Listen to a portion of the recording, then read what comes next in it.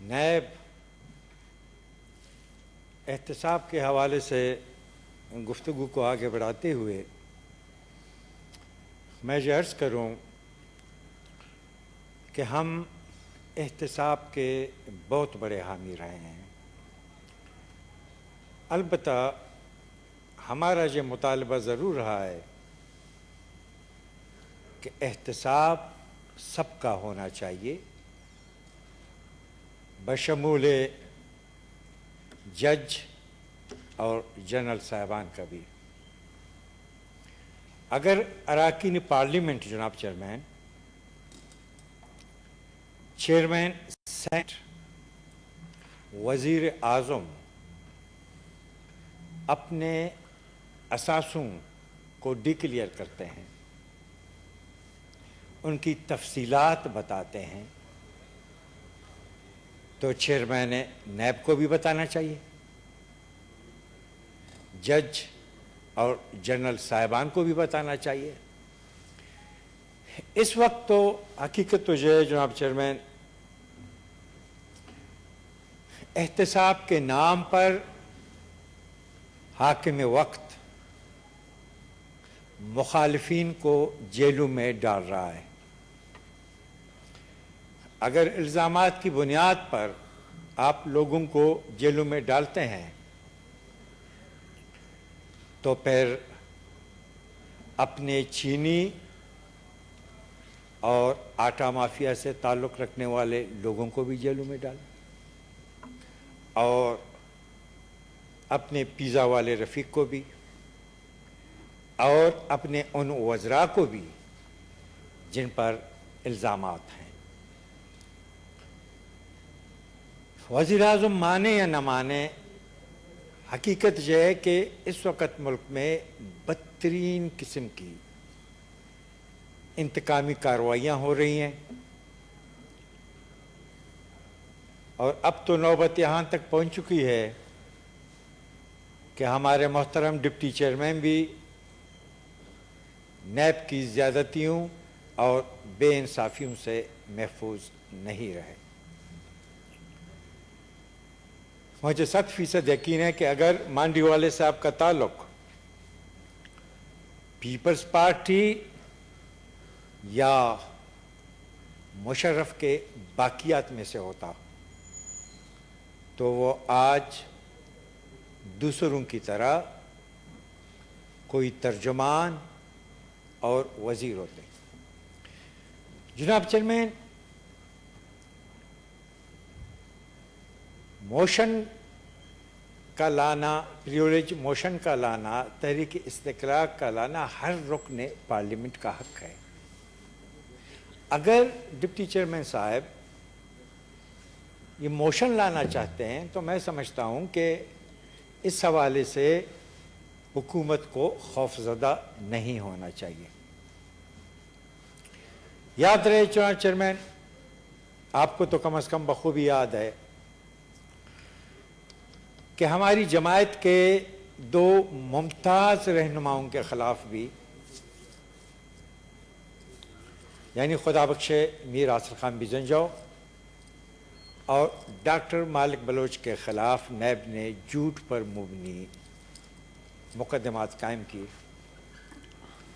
NAB نے یہ دعویٰ کیا کہ ان دونوں نے پنجاب کے 6 اضلاع میں اربوں اور کربوں کی جائیدادیں بنائی ہیں، اور یہ کہ جناب چیئرمین، نیب نے یہ بھی دعویٰ کیا کہ ڈاکٹر مالک بلوچ کی دوسری بیوی کے بچوں کے نام پر بھی جائیداد ہیں۔ اب حقیقت یہ ہے جناب چیئرمین، ڈاکٹر صاحب نے صرف ایک شادی کی ہے۔ یہ بچے پر کہاں سے آ گئے؟ جناب چیئرمین، ملکی آئین ہو یا ہمارے اسلامی اور قومی روایات، یہ ہم میں سے کسی کو بھی اجازت نہیں دیتے کہ ہم اپنی خواہشات کے مطابق بزرگوں کی پگڑیاں اچالیں ان کی کردار کشی کریں اور ان کی میڈیا ٹرائل کریں. اور یہ بدقسمتی سے ہمارے محترم ساتھی ولی صاحب تو بہت تعریفیں کر رہے تھے کہ جی آپ پگڑیاں اچالنے کی کیوں بات کرتے ہیں. تو اگین آئی وڈ ریپیٹ کہ اس سے زیادہ بے انصافی اور کیا ہو سکتی ہے. اور ہمارے وزیر تشریف رکھتے ہیں برا نہ مانے، جو الزامات نیب نے ڈاکٹر مالک پہ لگایا، جناب والا آپ میں سے کسی پہ لگایا جائے تو آپ کے کیا جذبات ہوں گے؟ جی جناب چیئرمین، ہمارا کہنا یہ ہے کہ حکومت انتقامی کارروائیاں کرنے کے بجائے اپنی کارکردگی کو بہتر بنائے. اس کمر توڑ مئی اور طوفانی بے روزگاری کو روکے اور یہ کہ اس قسم کے اقدامات اٹھائے جس کے نتیجے میں قومی اتحاد اور یکجہتی پیدا ہو. بالکل آخری بات جناب چیئرمین، کیا جیسا کہ میں نے کہا کہ اس قسم کے اقدامات اٹھائیں جس سے قومی وحدت، قومی اتحاد اور یکجہتی پیدا ہو. کیا گوادر شہر میں باڑ لگانے سے قومی اتحاد اور یکجہتی پیدا ہوگی یا آپ کے پورے بلوچستان میں بے چینی پیدا ہوگی؟ اسی طرح کیا بلوچستان اور سندھ کے جزائر پر قبضہ کرنے سے آپ قومی اتحاد کو بڑھائیں گے یا اس کے نتیجے میں سندھ اور بلوچستان کی مرکز کے ساتھ ایک بہت بڑی مہازارائی شروع ہوگی؟ بالکل سر آخری بات، میں آخر میں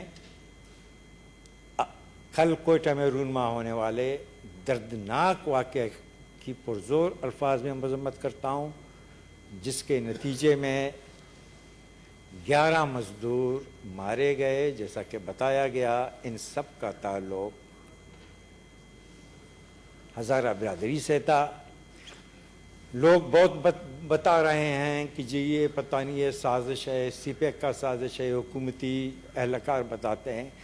جناب والا دیکھیں، سی پیک آپ کے 2014 میں سامنے آیا. یہ ہزاروں کا جو قتل عام ہے یہ تو طویل عرصے سے چل رہا ہے. آخر ہم اس حقیقت کو کیوں نہیں مانتے ہیں کہ ہمارے ملک میں انتہا پسندی اور دہشت گردی جنرل ضیاء کی پیدا کردہ، اس کی پرورش کردہ جو ہے وہ فصل ہے. اگر ہم اس سے نجات حاصل کرنا چاہتے ہیں تو جناب والا ہمیں اپنی مائنڈ سیٹ کو بھی تبدیل کرنا ہوگا. Thank you sir. Senator Sassi نہیں ہیں ji, senator Rubina Khalid. Thank you chairman صاحب. دیں گے آپ کو ٹائم جی، فکر نہ کریں فیصل صاحب. تھینک یو چیئرمین صاحب. آپ بولے بغیر نہیں جائیں گے آج. ہاؤس ہے آپ کا، بیٹھے رہیں گے جی. اس پہ کافی لوگوں نے بات کی اور میں بھی اس پہ بات کرنا چاہ رہی تھی کہ احتساب سے چیئرمین صاحب کسی کو انکار نہیں ہے. احتساب ضرور ہونا چاہیے. کسی بھی ایک بیلنسڈ معاشرے میں احتساب ہوتا ہے، اکاؤنٹیبلٹی ہوتی ہے اور ہونی بھی چاہیے. یہاں جتنی جو بات ہو رہی ہے وہ طریقہ کار پہ ہو رہی ہے. جو طریقہ کار ہے احتساب کا موجودہ، وہ کم از کم کسی بھی باعزت شخص کے لیے قابل قبول نہیں ہے. جب آپ کیس کریں، آپ کا کیس ہو، آپ چیز کو پروف کر لیں، بے شک جو سلوک اس کے ساتھ بنتا ہے آفٹر جب وہ بات ثابت ہو جاتی ہے تو وہ سزا ان کو ملنی چاہیے. لیکن سزا اور کیس سے پہلے کا جو عمل ہے وہ قابل قبول کسی صورت نہیں ہے چیئرمین صاحب. کیونکہ میں خود اس مرحلے سے گزری ہوں اور میں سمجھ سکتی ہوں کہ کیا تکلیف ہوتی ہے. اب اس کا فیصلہ جو بھی ہوگا، میری جو تکلیف تھی، جو مجھے پریشانی اور جو جس کرب سے میں گزری ہوں، وہ اس کو کوئی ابھی مجھے اس کو ریپے نہیں کر سکتا، کسی طریقے سے مجھے کمپنسیٹ نہیں کر سکتا. آپ کو یہاں پہ بیٹھے ہوئے کافی سارے لوگ ہوں گے جن کو پتا ہے کہ میں جس خاندان سے تعلق رکھتی ہوں ایک پرانا سیاسی خاندان ہے، اور میں پہلی خاتون ہوں اپنی خاندان کی جو سیاست میں آئی، اور اس کی بھی کافی سارے وجوہات ہیں، خیر اس کے اندر میں نہیں جاؤں گی۔ لیکن چیئرمین صاحب، ہم نے ہمیشہ سیاست کی ہے کس چیز کے لیے؟ عزت کے لیے، اور عزت کے لیے اور لوگوں کی خدمت کے لیے۔ ہماری اگر آپ ہسٹری اٹھا لیں خاندان کی، تو میرے والد صاحب کسی تعارف کے محتاج نہیں ہے، میرا بھائی کسی تعارف کا محتاج نہیں ہے، آج تک کوئی 1 روپے کی بات جو ہے وہ ہمارے بارے میں نہیں کر سکا۔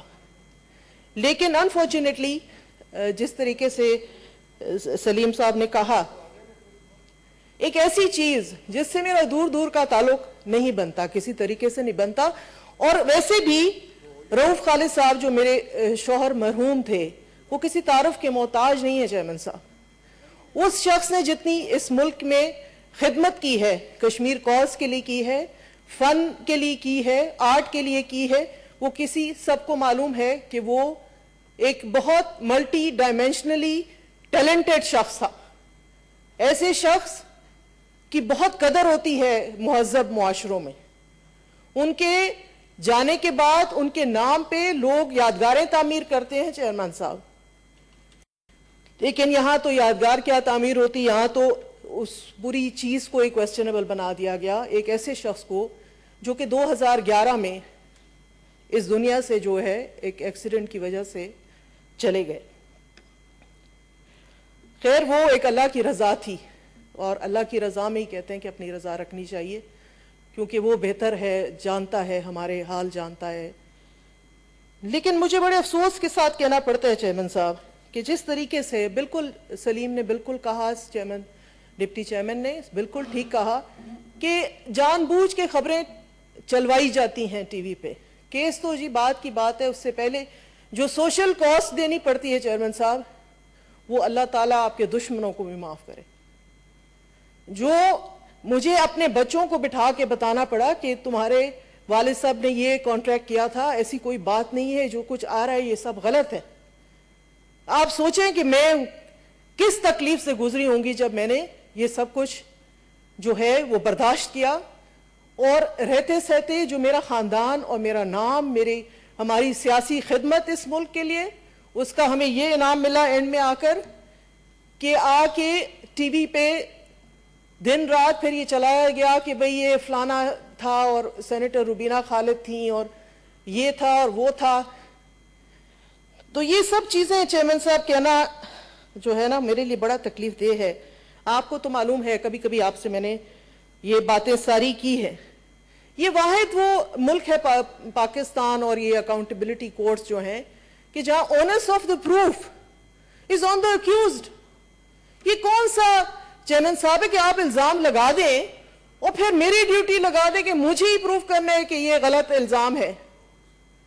آپ کا کام ہوتا ہے جو بھی یہ لیگلی اس بات کو سمجھیں کہ اگر آپ کسی کو ایکیوز کرتے ہیں تو آپ پروف کے ساتھ ایکیوز کرتے ہیں، آپ ڈاکیومنٹیشن کے ساتھ اس کو پروف کرتے ہیں اور کیس بناتے ہیں، اور جب تک آپ کا کیس بن نہیں جاتا، اٹارنی جنرل اس کو اوکے نہیں کر دیتا کہ یہ کیس بنتا ہے یا نہیں بنتا ہے، تب تک آپ اس کو سامنے نہیں لے کر آتے۔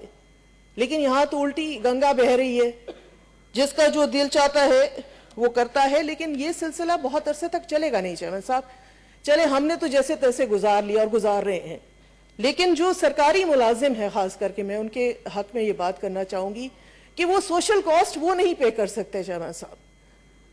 ہم تو چلو کہتے ہیں کہ جی سیاست کی وجہ سے تھوڑے ہارڈنڈ ہو جاتے ہیں، تھوڑا ہمارا برداشت قوت زیادہ ہو جاتی ہے، لیکن ایک عام آدمی کی برداشت سے باہر، اور خاص کر ایک بزنس مین کی برداشت سے تو بالکل باہر ہے۔ ہمارے معاشرے میں سب سے بڑی چیز جو چیئرمین صاحب پیسوں سے، جائیداد سے، ہر چیز سے بڑھ کر ایک چیز ہے، وہ آپ کی عزت۔ عزت کمانے میں آپ کو صدیاں، سالوں، دہائیاں لگتی ہیں، اور صرف آپ کی ایک چھوٹی سی پٹی جو ہے وہ آپ چلا دیتے ہیں ٹی وی پہ، اور پھر وہ جو ہے وہ صفائیاں پیش کرتا رہے، وہ بتاتا رہے لوگوں کو۔ تو میں آپ کے توسط سے کہتی ہوں کہ اس پہ ابھی بھی ہمیں کچھ ٹائم اور بھی اس پہ گفتگو کرنی چاہیے۔ میرے جتنے ساتھی بات نہیں کر سکے ان کو بھی بات کرنا چاہیے۔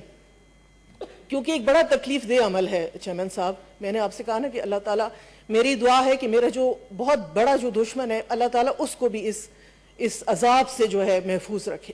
ہم نے تو گزار لی, لیکن آئندہ اگر اس میں بہتری لائی جا سکتی ہے, یہ ہم نہیں کہہ رہے کہ احتساب کا عمل بند کر دیں. احتساب کا عمل ضرور ہونا چاہیے, لیکن اس کے طریقہ کار پہ چیئرمین صاحب ہمیں بیٹھ کے اس کے اوپر ڈسکس کرنا چاہیے. اس کو کیسے ہم بہتر بنا سکتے ہیں, کس طرح جو تذلیل کا پہلو ہے اس میں, خاص کر کے دیکھیں ہمارے معاشرے میں یہ بگاڑ آ گئی ہے چیئرمین صاحب کہ ہم نے ہر چیز میں تذلیل کرنی ہے دوسرے کی.